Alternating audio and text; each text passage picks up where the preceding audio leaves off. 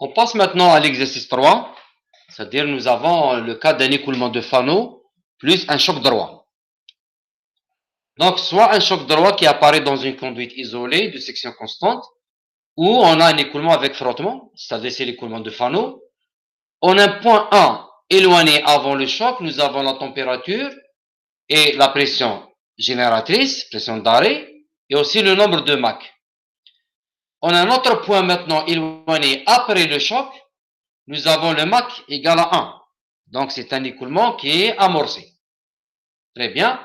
Donc, premièrement, calculer la vitesse de l'air immédiatement avant le choc, où nous avons la température qui est égale à 470,9.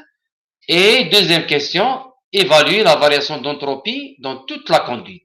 C'est-à-dire du point 1 jusqu'au point où vous avez le Mach égal à 1. Donc, nous avons le schéma, nous avons cette conduite avec frottement, il n'y a pas d'échange de chaleur, c'est l'écoulement de Fano, et un choc droit quelque part. Nous avons à l'entrée la zone ou bien l'endroit 1, le Mach M1. Nous avons le point 2 juste avant le choc. Nous avons le point 3 juste après le choc. Et nous avons un point 4 qui est le point le plus éloigné du choc où nous avons le Mach égal à 1. C'est-à-dire un Mach M4 égal à 1. Très bien. Donc, dans notre stratégie, nous avons deux zones. Nous avons cette première zone avant le choc, c'est la zone d'un écoulement Fano ou bien de premier écoulement de Fano. Donc, c'est la zone de 1 à 2. Là, je peux appliquer les tables de Fano. Ensuite, j'ai un choc entre 2 et 3. Et après le choc, j'ai un autre écoulement de Fano. C'est-à-dire, c'est le deuxième écoulement de Fano où il a ses propres caractéristiques, ses propres rapports critiques. Donc, je vais appliquer entre 1 et 2, je dois appliquer les tables de Fano. Entre 2 et 3, je vais appliquer les tables de choc droit. Et entre 3 et 4, je vais appliquer les tables de Fano pour ce deuxième écoulement de Fano. Eh bien, donc, première question, je vais calculer la vitesse en 2, c'est-à-dire juste avant le choc. Donc, c'est la vitesse qui est là. Donc, on aura besoin du nombre de Mach, c'est clair. Et pour chercher le nombre de Mach, je dois connaître les rapports critiques. D'accord? Pour pouvoir tirer le nombre de Mach en 2, je dois connaître le rapport T2 sur T critique dans la première zone, dans le premier écoulement de Fano. Et pour avoir cette valeur T critique, je dois l'obtenir directement des tables de Fano, mais en utilisant la température M1 et la température T1. D'accord? Très bien. Donc, je vais l'appliquer. Donc, j'ai M1 égale 2,05. Donc, les fonctions de Fano ou bien les tables de Fano me donnent le rapport T1 sur T étoile 1.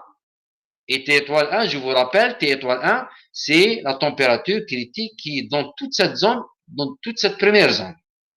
Dans l'écoulement, le premier écoulement de Fano. Très bien.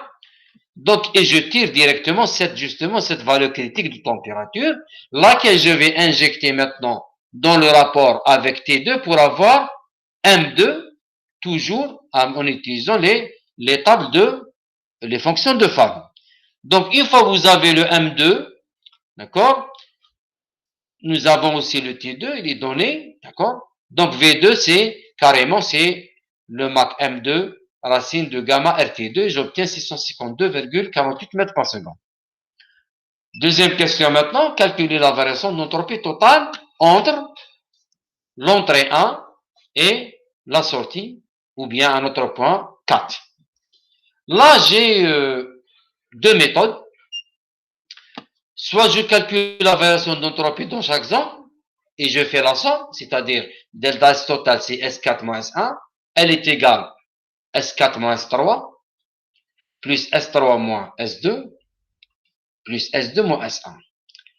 Entre 1 et 2, nous avons un écoulement de Fano. Ici, entre 1 et 2, vous avez le premier écoulement de Fano.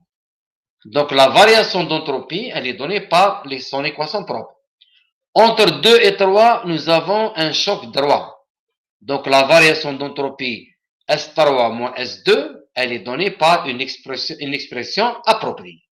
Et entre 3 et 4, j'ai un deuxième écoulement de Fano dont la variation d'entropie S4 moins S3, elle est aussi donnée par l'expression correspondante. Donc je vais calculer pour chaque zone. Donc entre 1 et 2, nous avons un écoulement de Fano, donc automatiquement S2 moins S1 est donné par cette expression. Entre 2 et 3, nous avons un choc droit, donc S3 moins S2, c'est R logarithme népérien de la pression d'arrêt en 3 sur la pression d'arrêt en 2, c'est la variation d'entropie pour un choc. Et entre 3 et 4, nous avons un autre écoulement de Fano, deuxième écoulement de Fano, il est donné par l'expression appropriée qui est celle-ci. Donc je vais faire, donc j'ai certains inconnus bien sûr dans ces trois rapports, j'ai certains inconnus, par exemple T4, T3, P4, P3, ce rapport des pressions d'arrêt entre 2 et 3, et aussi j'ai pas le P2 sur P1. Je vais les tirer carrément à partir des zones correspondantes. Par exemple, le rapport P02 sur P03, c'est un choc, donc je vais le tirer directement à partir des tables de choc. Donc j'ai le MAC avant le choc, je l'ai déjà calculé, voilà, 1,5, d'accord, M2 c'est le MAC juste avant le choc.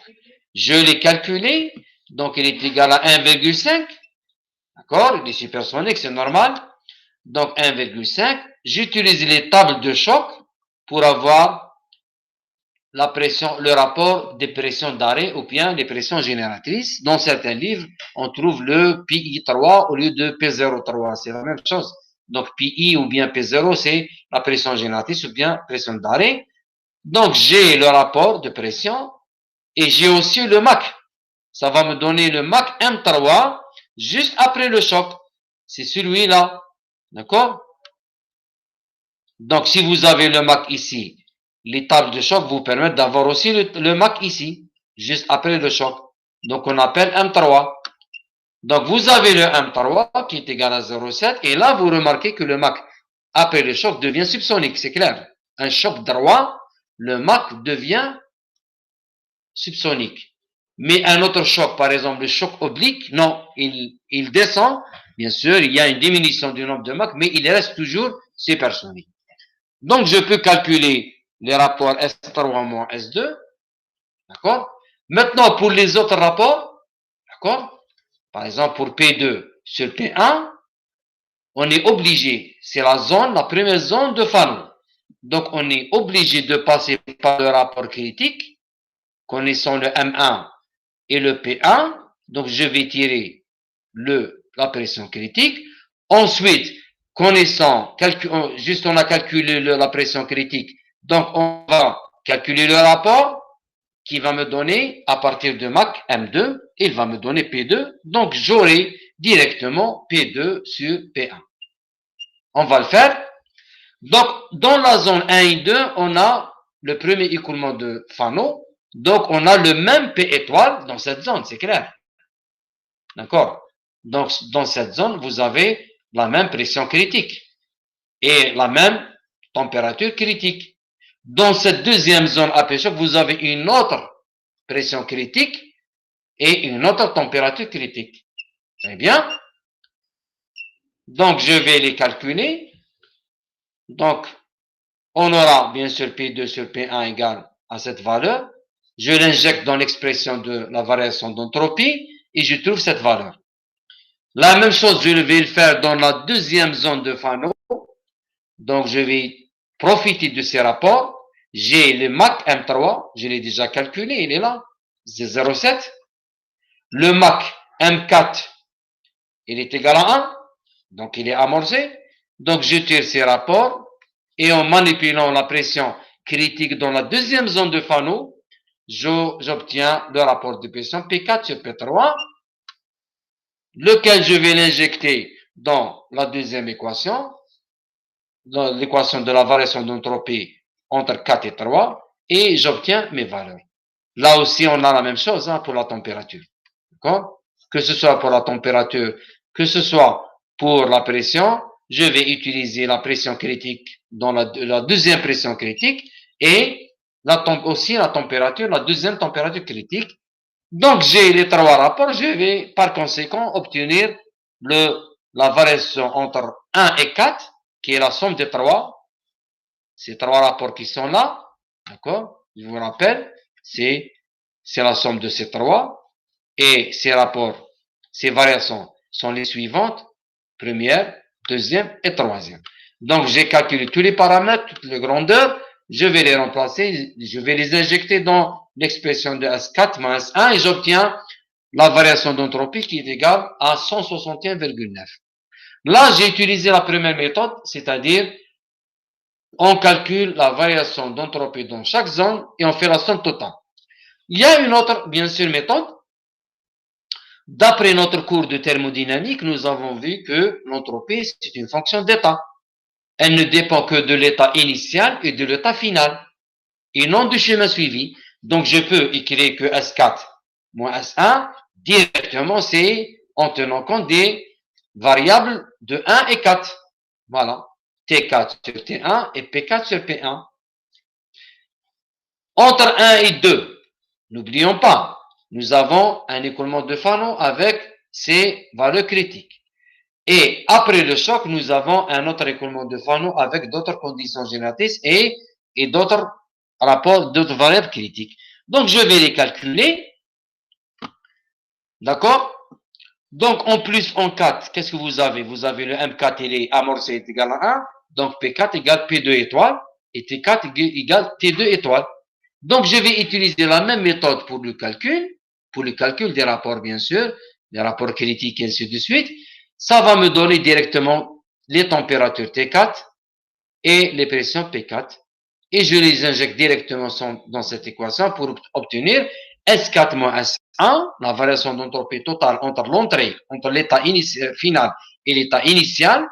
Ça me donne la même valeur, 162. C'est pratiquement la même valeur que j'ai trouvée avec la première méthode.